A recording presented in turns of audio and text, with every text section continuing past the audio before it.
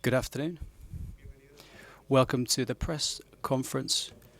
We're going to begin with Diego Simeone and Pablo Barrios. Questions for Pablo? Hi, Pablo. This team in the previous years have shown that they grow in big games, and now you're coming to a very difficult ground, obviously with 5 injured players. What do you think you're capable of doing, or what are the team capable of doing tomorrow? Yes, of course. We've had various teammates that have not been able to travel, but don't look at it as a negative thing. I look at the positives. We're here. We're going to play against a wonderful team, and it will be a great game tomorrow. Hi, Pablo. I wanted to ask you about your situation this season. Your first season went well, and then the second. This is your third season. You have a different role. What do you expect from yourself for this fourth season that you have in the first team at Atletico Madrid? I hope, first, to continue to improve day by day, keep working hard in our training sessions, and hopefully I can continue to have continuity in terms of minutes so I can help the team. More questions for Pablo?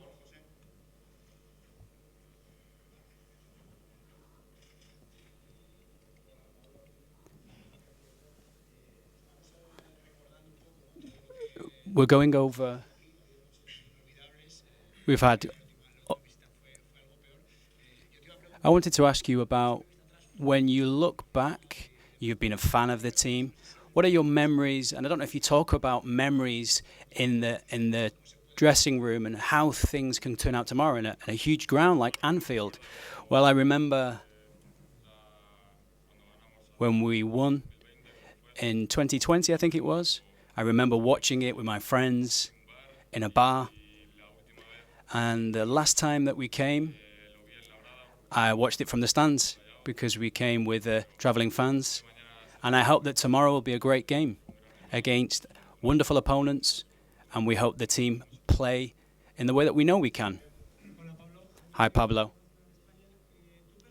Personally, I don't know what preference do you have to start,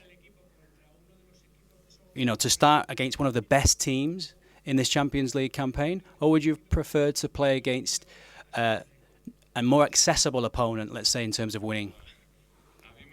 I don't care. To be honest, whether it's Liverpool, nowadays in the Champions League, there are no easy games. We've been drawn against Liverpool, and I'm delighted that we've got them.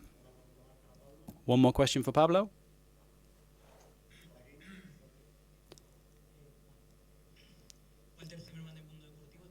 I wanted to ask you about, now that there are so many players out, you've said that you need to take a step forward. Do you feel that you need to make that extra step in this game, given the players that are missing? Well, I don't know if it's making a step forward, but in these types of games that are important, not just myself, but I think when the players need to step up. Because if we don't, and you play a team like this, it's going to be very difficult to do well in the game. But I just hope to continue working hard, and as I say, continue to help the team so that we can win tomorrow. We will allow Pablo to leave now, and we'll continue with the press conference for Diego Pablo Simeone. First,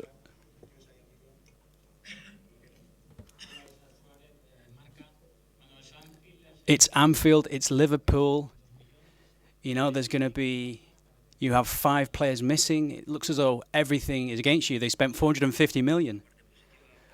As Pablo said, we need to look on the positive side. The players that come in have a chance to show what they can do.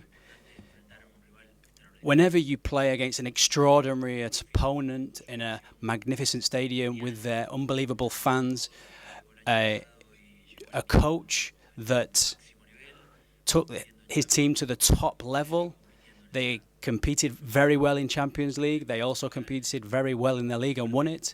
We've got a tough opponent in front of us, and we will try to hurt them in the game tomorrow wherever we can.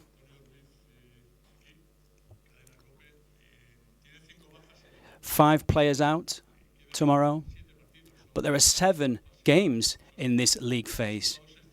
You had wonderful results in this league stage last year. Does it console you a little bit, given it's the first game, that all of the important players you have missing are in the first game? When you have players missing, it's never nice, particularly when you have different situations. You know, yesterday we had a sprained ankle that Johnny suffered, the appendicitis of Baena, situations that are obviously, show you that this is football, but it's part of the business. And I'll say it again. We are focused on the players who are going to play tomorrow, the ones who will have the opportunity to play and show what they can do, and they're going to play. We're just going to play. With all of the players that you have missing, with all the artillery that Liverpool have, and you're playing away against them, what motivation do you have tomorrow to play well? That it's 11v11 tomorrow. You can talk about the players missing after the game. In the second half, perhaps there will be more variables in the second half, but when we start the game, it's 11v11. I wanted to ask you, in such an important game against such a huge opponent, if it goes well or goes badly, how will it affect the overall mentality of the team? I'm not thinking about it so much, to be honest with you. I'm just thinking about tomorrow. We're going to play well. If we can continue in the same vein of form that we've shown in the last game, where we were more decisive in our opponent's box, I'm looking at the objective of getting better and growing as a team. We play a fantastic opponent tomorrow in a stadium that I love. It will be a lovely game, I'm sure. What do you like most about Liverpool? The fact that they are direct, they have very quick transitions, they interpret the game in a very simple way to make sure they get many plays in the box. They use their wide players, and they have a wonderful centre-back who can knock the ball around. And to be honest, this simplicity of the game that maybe some people don't see, it shows you how hard they work, how good their footballers are, and obviously their manager did wonderful things last season, extraordinary things. I think we'll see a tough game, a difficult game, but I'm sure that we'll have the intention of bringing the game to where we want it to go. Last year, I listened to you say that the objective was to get to the final of the competition. Starting from scratch again, what's the opportunity, or what objective do you have in this competition? Liverpool are one of the big favourites, game by game. I want to ask you about Pablo Barrios. Perhaps, what does he bring to the game? How has his participation changed, getting him close to the box, for example? Can we see him more as a pivot with the injury of Johnny Cardoso? I've not decided yet. We don't know who will come in for Johnny, who cannot play, obviously. I will work that out in the coming hours. In terms of Pablo, Pablo is a fantastic player. He's very present. He has a great future. He's growing in that final third of the pitch, which is where we need him. In the danger zones, in terms of attacking opponents. When we need him in the middle as well, we know that he has that characteristic that you need to play in the centre of the field. And last season, as you will remember, he played in that central zone almost all season. Last question. I wanted to go back to 2020, a player that played in the stadium, Marco Llorente. I wanted to ask you about your memories of that evening and what role do you think Marcos can have in the game tomorrow, whether it's in defence or playing a bit further up the field. Marcos, wherever we put him, will give the maximum he can because he's a player, as we always say, who has that potential to participate up front, out wide, as a central midfielder, at the back. depending on what happens in the game. But the best anecdote I have here is Diego Costa here. I remember in the second half, Diego Costa was extremely angry. And when the game ended, I'd put Marcos Llorente up front.